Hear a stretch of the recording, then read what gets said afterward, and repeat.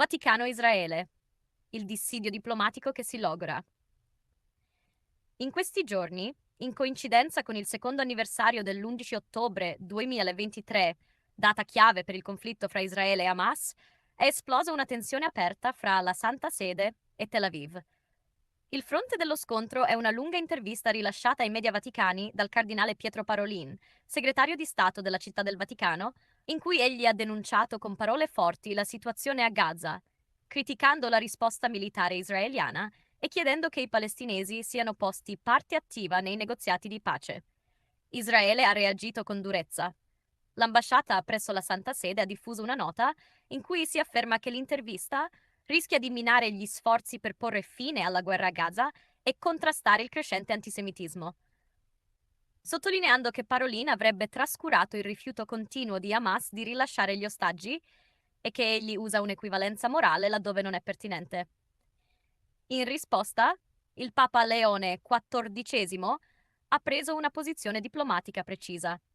Pur non entrando nel merito delle critiche rivolte da Israele, ha affermato che il cardinale ha espresso molto bene l'opinione della Santa Sede. Con quel molto bene, il pontefice sembra voler chiudere ogni dubbio sul fatto che le dichiarazioni di Parolin non siano opinioni personali, ma riflettano la linea ufficiale del Vaticano. Insomma, non è la prima volta che emerge attrito fra la diplomazia vaticana e Israele sul tema della guerra a Gaza, ma stavolta il disaccordo appare più esplicito, più polarizzato e con effetti visibili. Il contenuto e il peso delle parole di Parolin.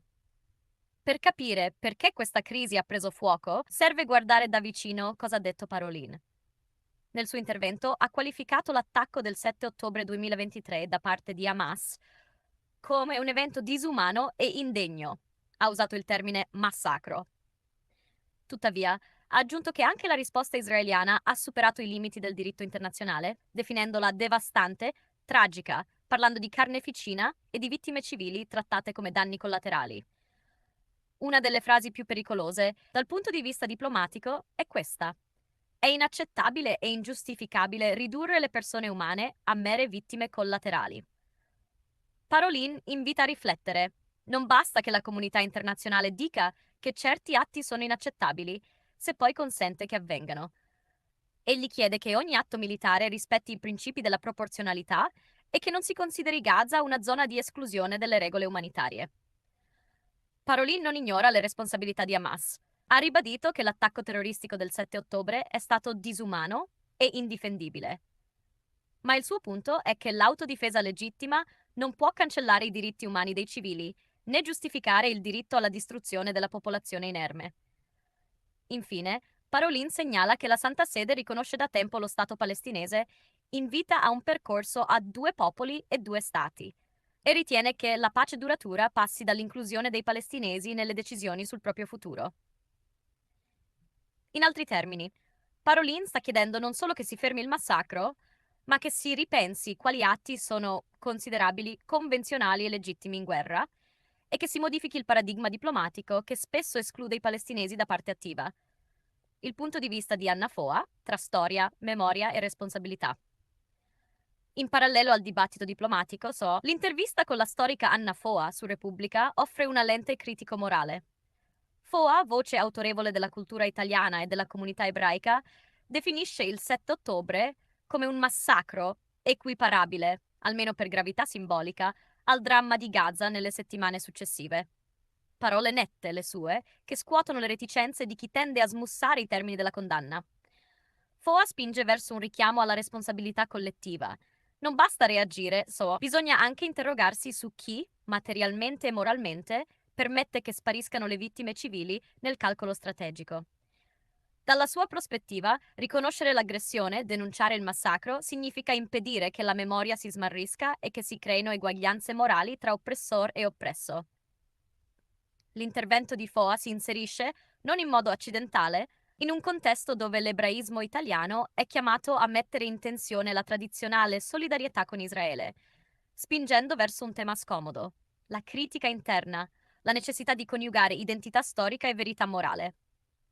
Il perché della reazione israeliana e il rischio diplomatico. Da parte israeliana la reazione non poteva essere tiepida. L'ambasciata presso il Vaticano ha lanciato l'accusa che Parolin stia creando equivalenze morali improprie, ovvero paragonare in modo generico la vittima e l'aggressore, e che le sue parole possano sabotare i negoziati futuri. Il timore è che la critica vaticana indebolisca gli interlocutori moderati in Israele, esasperi le frange più dure, comprometta la fiducia diplomatica. È utile osservare come Israele abbia sottolineato che Parolin non abbia dato spazio sufficiente al tema degli ostaggi, un argomento centrale nella narrativa israeliana del conflitto, e che abbia enfatizzato la colpa esterna piuttosto che le colpe dell'altro lato. Da questo punto di vista, la Santa Sede è entrata nel dibattito con una forza morale che Israele percepisce come un attacco politico. Quel che è in gioco non è solo la critica alle operazioni militari, ma la legittimità della critica stessa, il peso morale del Vaticano come attore internazionale. Il Vaticano, da parte sua, sembra disposto a correre il rischio. Il fatto che il Papa abbia difeso le parole di Parolin come posizione ufficiale indica che la Santa Sede non intende retrocedere.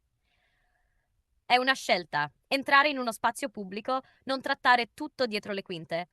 Può essere una svolta per la diplomazia vaticana nei conflitti o può costare caro in relazioni bilaterali delicate.